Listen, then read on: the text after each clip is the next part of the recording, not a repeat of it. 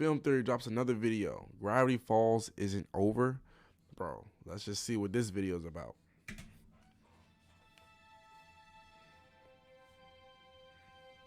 Good night, Mabel. Good night, Dipper. And I got the Chipotle too.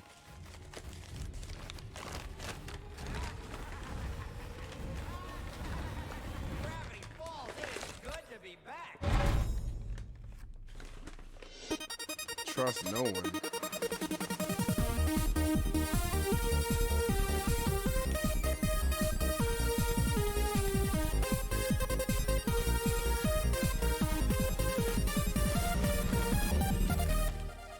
Hello, Internet.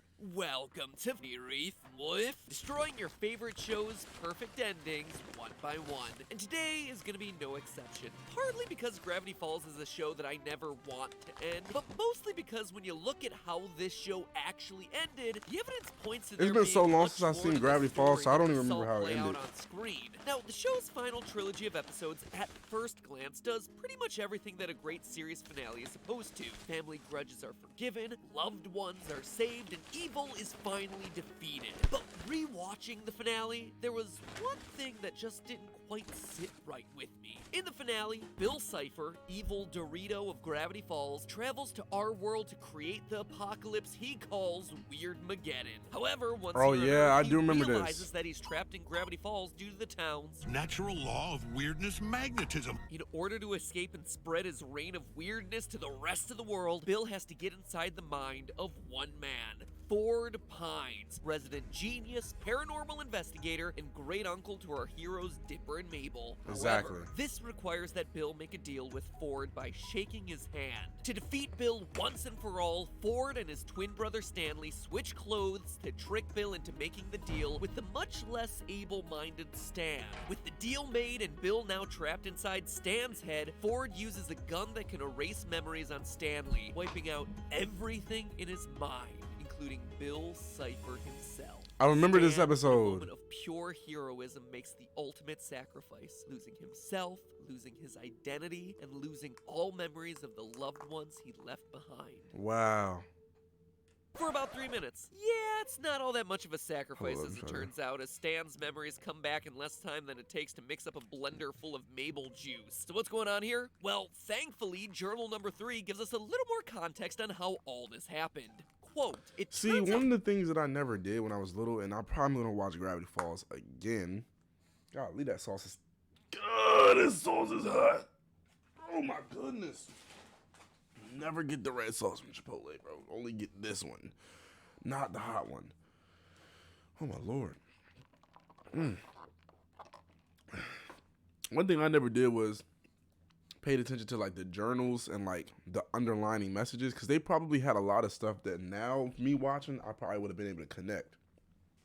But as a little kid, man, I was just watching the show because it was funny to watch, and it was like a little freaky. But it had a lot of conspiracy theories in this actual show. So yeah, man.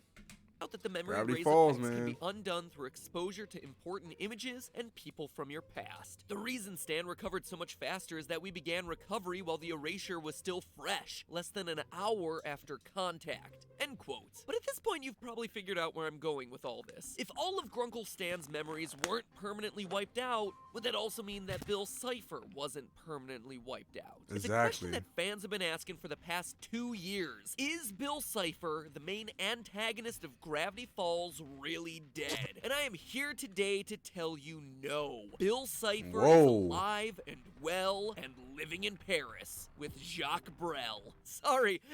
Sorry, never mind that last bit. It's a really obscure musical theater reference that no one, and I mean no one, will get. In all seriousness, though, looking at all the evidence from the end of the show, as well as content that's been released after the series ended, points to Bill Cipher still kicking around. And not just kicking around, what we unearthed today will not only change your thoughts about the end of the series, but also everything you thought you knew about one of your favorite characters. Whoa. Intrigued? Excellent. Grappling hook away! First, we can absolutely prove that Bill isn't dead. During the finale, when Bill was trapped inside Stan's mind, Bill decides to make these strange noises.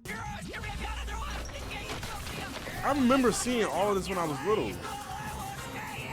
These are are his last words of the series, so you'd think he would have chosen his words a little more carefully, or, you know, just chosen words. But here's the thing, he actually did choose those words very specifically. The only reason why it sounds like gibberish to us is because he's talking backwards. Just reverse the clip and you get this. Hey, XOLOTL! My time has come to burn! I invoke the ancient power that I may return! Invoke the ancient Whoa. power that I may return. Okay, that makes it pretty clear that he ain't planning on leaving this mortal coil anytime soon, but what's all this about an axolotl? Well, it turns out that the answer is given to us in a book titled Dipper and Mabel and the Curse of the Time Pirate's Treasure. Now, this book was confirmed to be non-canon, except Alex Hirsch, the creator of the show, tweeted that it does contain one enormous canon secret. So in the book, Dipper and Mabel end up face to face with this all-powerful cosmic axolotl, and are each granted one question. Dipper asks the very responsible and very logical question of, what do you know about Bill Cipher? To which the axolotl replies, quote, 60 degrees that come in threes. Watches from within birch trees. Saw his own dimension burn, misses home, and can't return. Says he's happy, he's a liar, blame the arson for the fire. If he wants to shirk the blame, he'll have to invoke my name. One way to absolve his crime, a different form, a different time. And Whoa. gotta love those classic rhyming couplets. Now, look at those last few lines. Invoke my name to absolve the crimes as a different form in a different time. Yeah, this is pretty obvious why Bill was chanting in reverse right before he was literally brainwashed away. And presumably the axolotl granted his wish, preserving him in a different form and a different time. That's a pretty strong case for Bill still being alive, but if that's truly the case, then that begs the question of what new form could he possibly be in? Well, why not the form that he was already trapped in? Grunkle Stan. And that isn't just speculation. Most of the post-show content that's come out, and believe me, there's been a lot for a show that's been gone for 2 years, has signaled pretty heavily that Bill Cipher continues to exist within Stan's mind. Case in point, the Cipher statue hunt. Shortly after Gravity Falls ended, Alex Hirsch made it very clear that there was a real-life Bill Cipher statue hidden somewhere in the US, and that in order to find it, fans would have to solve a worldwide treasure hunt. And while that is that's why the show was absolutely also. cool That's in why I and also of thought the itself, show was the based most off of real interesting things. part of this whole thing was that it appeared to be led by Grunkle Stan. One of the very first clues to the hunt was a phone number. When you called it, you would be greeted by this answering machine message.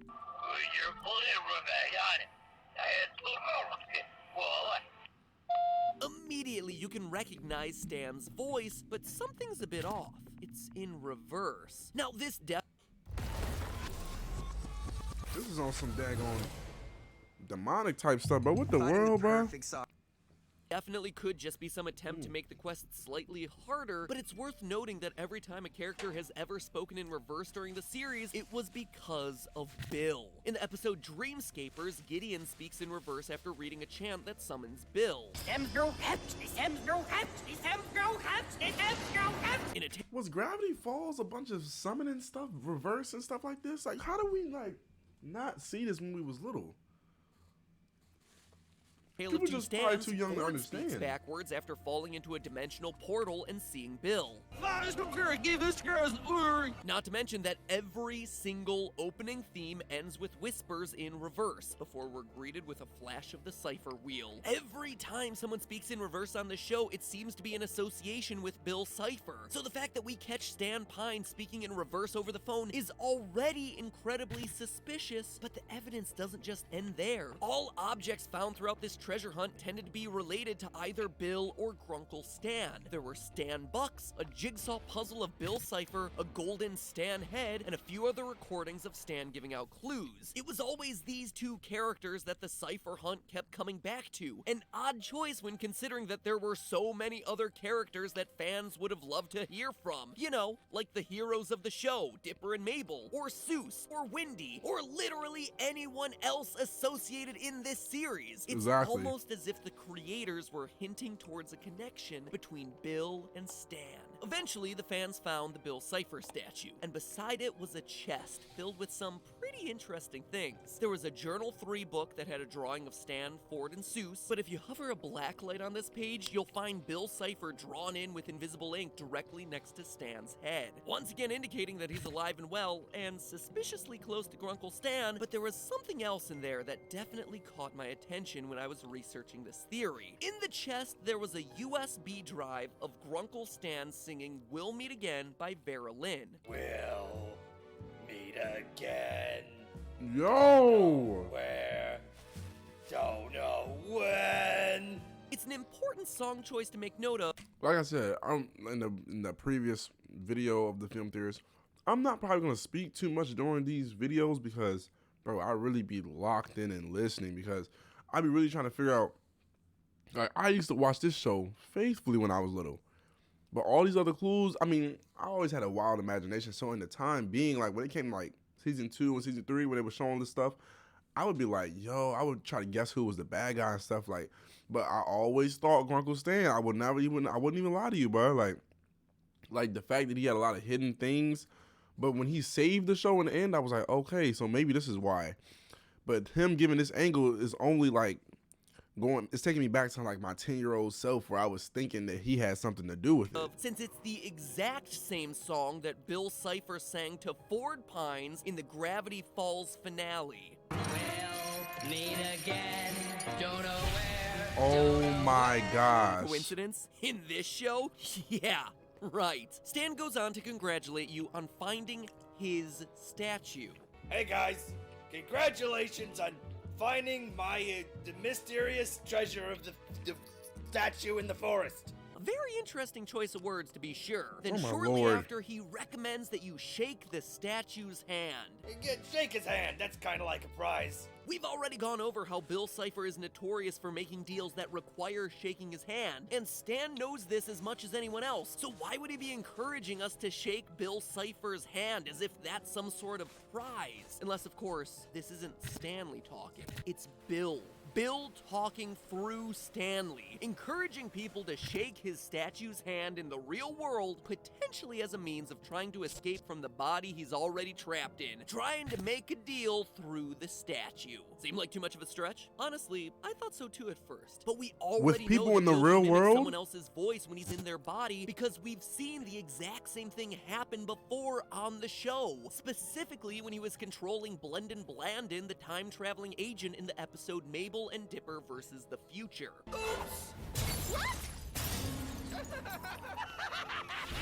So it's definitely plausible that the person we're listening to isn't Stanley at all. But I know, there's still one big problem that I'm sure a lot of you will be asking in the comments. If Bill is still alive and is somehow controlling Stanley, then why in the finale aren't his eyes yellow with an elongated pupil? The signature look of someone who's under Bill Cipher's control. Well, it's because Bill only controls Stan when he sleeps. Now, before you run down to the comments to tell me that that's a huge leap in logic, hear me out here. It is canonically something Bill has done in the past, specifically with Stan's brother Ford. In the official Journal 3 book, Ford describes a deal that he made with Bill 30 years before the events of the show. A deal where he let Bill enter his mind and control his body. But during the terms of the deal, Bill could only control Stanford's body when he was sleeping. Page 118 of the journal.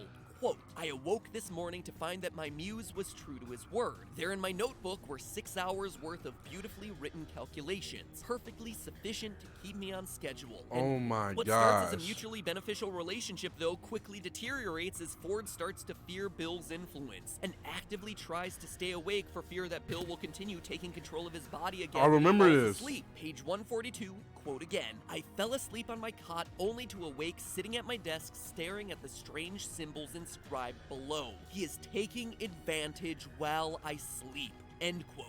This tells us that it is very possible Bill is only controlling Stan at night. Notice how in the Cipher hunt we never actually see Stan's face, only a bunch of pre-recorded audio files that could have been set up in the When he middle was of the asleep. night. So there you have it, a theory on Bill Cipher being alive and my- trapped inside Stanley's mind. I think there's a lot of evidence for it, but you know, while I was researching this theory, it struck me. It's pretty crazy how close these two characters are with each other. It's almost as if they've been connected on a deeper level since the very beginning. I mean, they're the only two characters who both refer to Ford as Sixer. Hey, what's the word, Sixer? A deal's a deal, Sixer. That's a pretty weird coincidence. They both tell people to buy gold before the impending apocalypse. Buy gold. You've been buying gold, right? They even do that whole eeny, meeny, miny, you thing. Eeny, meeny, miny, you. Eeny, meeny, miny.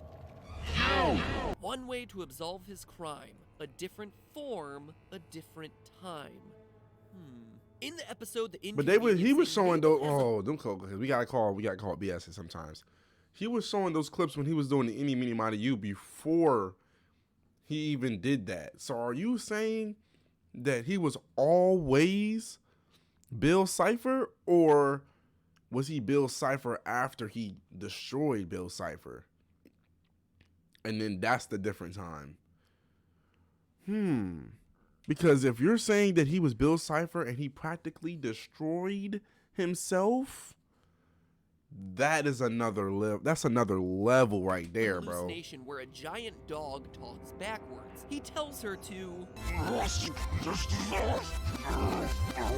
We've already established how backwards talk tends to relate to Bill, and now we have someone speaking backwards telling us not to trust Grunkle Stan. I know he had a couple secrets within the show, but none of That's them what were I'm so talking about. serious that it was cause to really distrust him. This even puts a whole new meaning on the cryptogram found in the title sequence. Stan is not what he seems. All the Gravity Falls theorists just kind of brushed that one off as a reference to him having this secret twin, but what if it was referring to something else the entire time? Could it really be possible that these two characters are actually one and the same?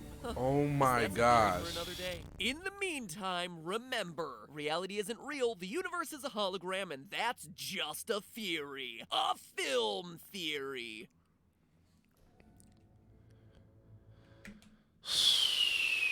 Man, I'm not gonna lie. Even though this is a theory, I don't not believe him. Like some of the stuff in this theory has been some stuff that I thought of when I was little, but I didn't even have enough information to really, you know what I'm saying, really put it together. Like, but you know what I'm saying, now that I'm older, I'm seeing it from a different lens, bro. This is definitely interesting, bro. I'm not gonna lie. Excuse me. But with that being said, if you like the video, bro, make sure you like the video, man. And I'm going to see y'all on the next one. Peace.